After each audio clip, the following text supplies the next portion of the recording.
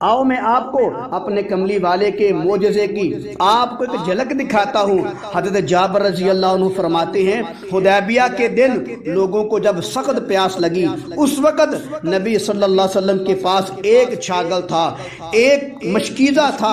سب صحابہ اس مشکیزے کی طرف دوڑے تاکہ پانی سے وضو کر سکیں۔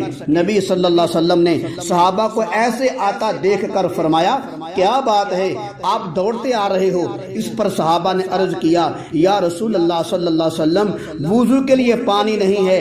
یہ سن کر نبی صلی اللہ علیہ وسلم نے اپنا چھاگل مبارک یعنی کہ اپنا مشکیزہ جو ہے اس کے منہ پر اپنا ہاتھ مبارک رکھا۔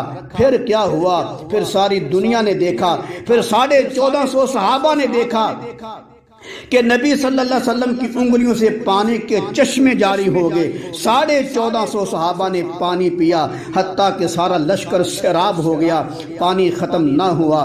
سبحان اللہ، یہ ہے میرے کملی والے کا معجزہ مبارک۔